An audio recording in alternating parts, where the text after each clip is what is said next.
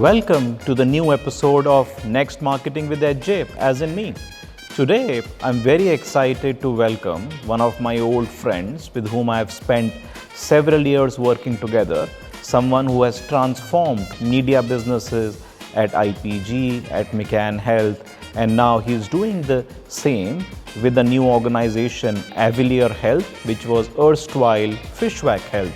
So Jeffrey Erb, who is now the Chief Media Officer at Avalere Health. So Jeff and I will be talking about how data and tech can power meaningful customer experiences. So if you are passionate about engagement and data, this is the episode for you.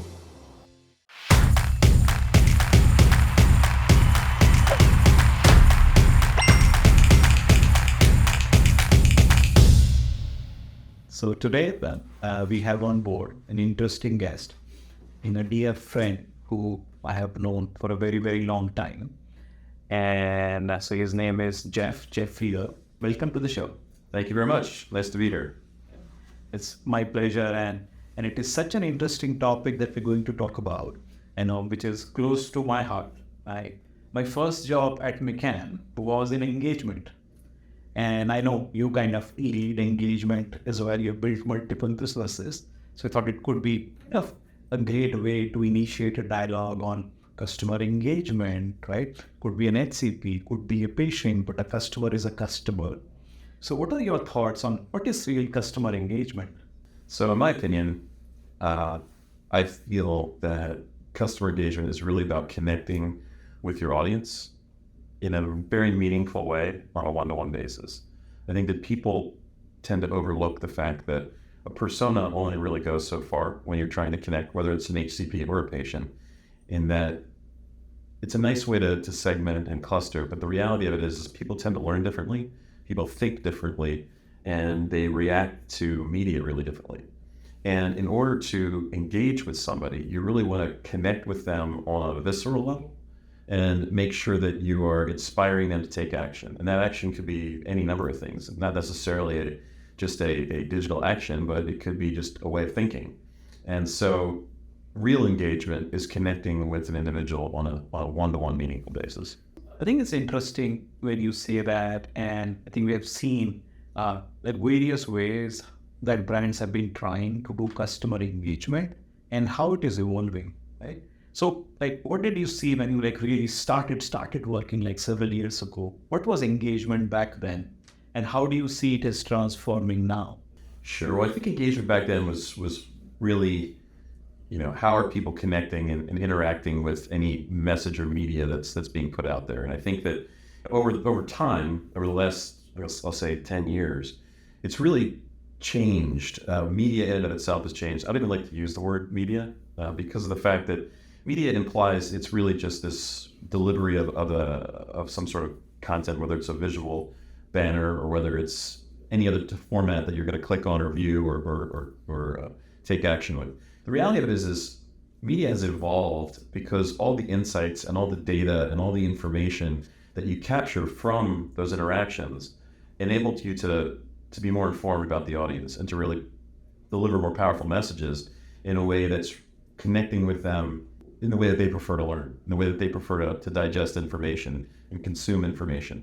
And so from my perspective, it's really evolved from being something that's more of a one-way push to something that there's been an expectation of audiences that you're providing more to them. And in order to provide more to them, you need to understand them.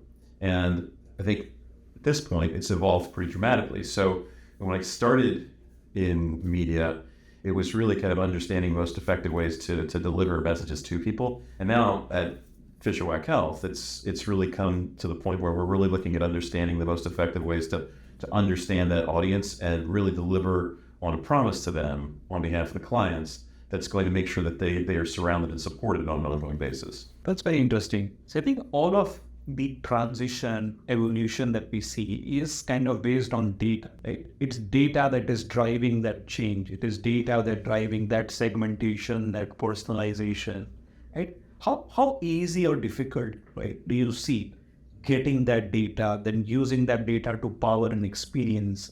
Have you worked with platforms who are able to help you achieve that? Yeah, I think so. I think what I have found is you've got people who just specialize in data, and then you've got platforms that are interacting with an audience.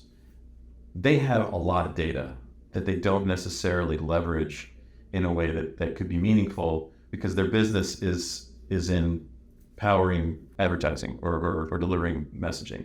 But the data, the insights on what people are doing, that data is really, really valuable and really, really important. And that helps power and understand and create more effective campaign strategies beyond just, understanding the audience, right? It really helps make sure that when you're delivering something, having that information in advance as opposed to the end of the campaign is so much more powerful.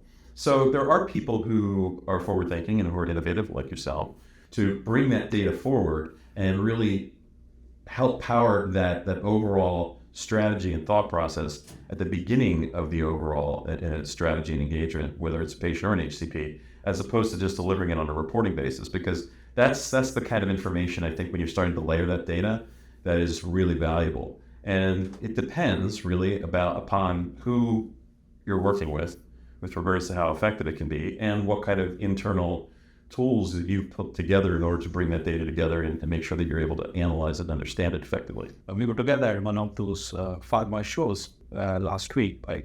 And I think all the sessions that I heard was primarily around data, right? I could see that common thread flowing across, whether it was on omni-channel or on artificial intelligence.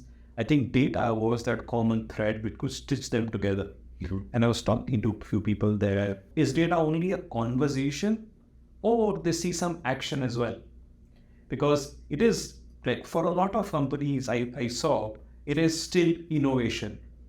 And at best, a lot of companies, what they have managed to achieve successfully was maybe create a data lake and then using a visualization tool, bring that dashboard to life. But usage of that data, right, as you're describing through your experience, I think would be amazing if we could manage to reach there. Because I know a lot of brands are struggling. Yeah, absolutely. And I think that's one areas that I'm passionate about is really making data actionable and not just from a dashboard, because ultimately what happens when you're kind of just reporting on data, people don't know what to do with the data that they get anyway. So they might look at something and it makes them feel good and they can turn and show that to the person that they report to. But really knowing what steps you're going to take using that data or taking the data, the information, and actively pushing it forward into another application that's going to drive change or it's going to drive some sort of additional action. So with the new AI and chat GPTs of the world, how do you see this engagement evolving? That's a good question. I'm very skeptical personally about the AI conversation and the chat GPT conversation frequently because of the fact that it's, at this point, it's become such a buzzword that everybody throws it into everything. And so you don't always actually see something that's really AI when people are just throwing the term AI into a product to sell it. I think AI is really about learning. It's really about a technology learning based upon something that happened previously. And I think that there's really interesting opportunities there when you're taking the data and you're constantly building on it, especially when you're looking at behavioral aspects of the way individuals are engaging with content. That to me is really exciting. I think ChatGPT and just generative AI in general is something that is potentially really useful in certain areas. There's in some areas, like there was just a recent thing on the news just the other day about a new ChatGPT based interaction with an avatar called Maya for real estate, which is really, really fascinating. I took a look at that. It was really interesting.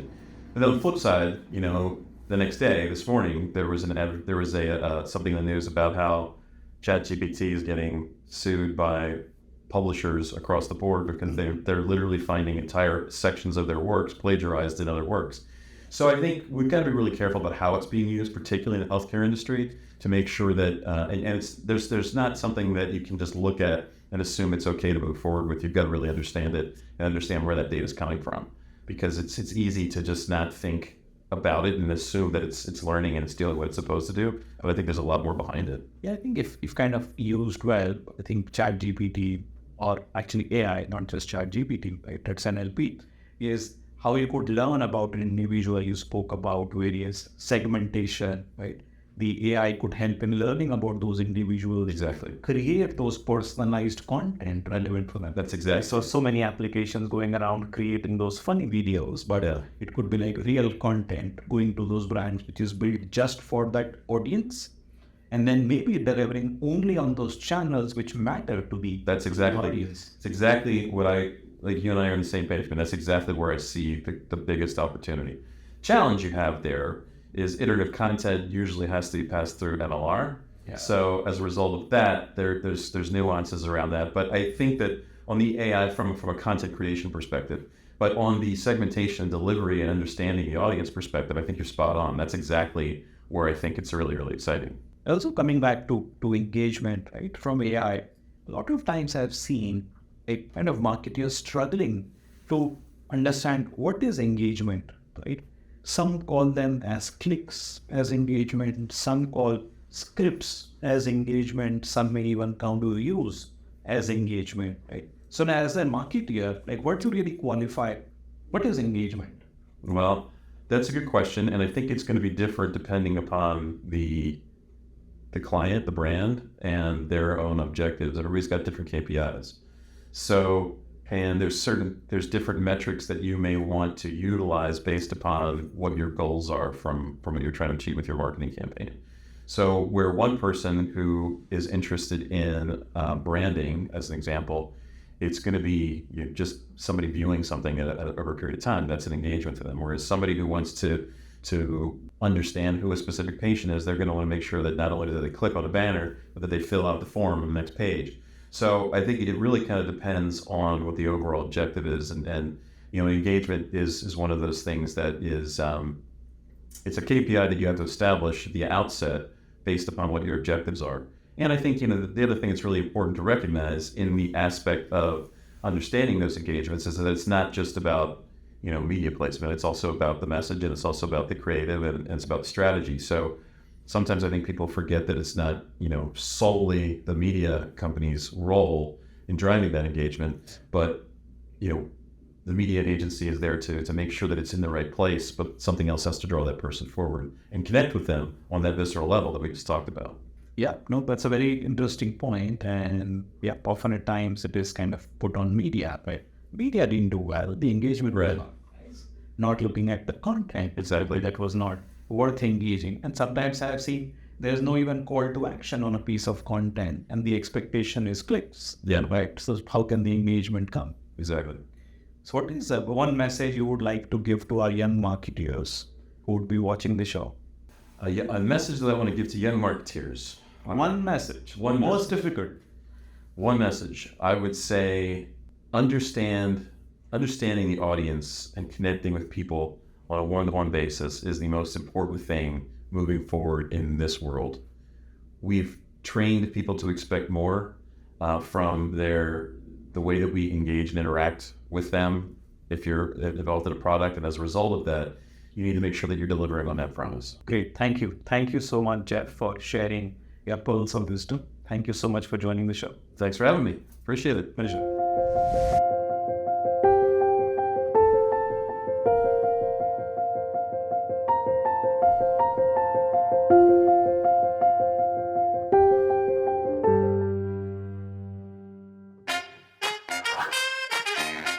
Upbringing in society, conforming to others and peers.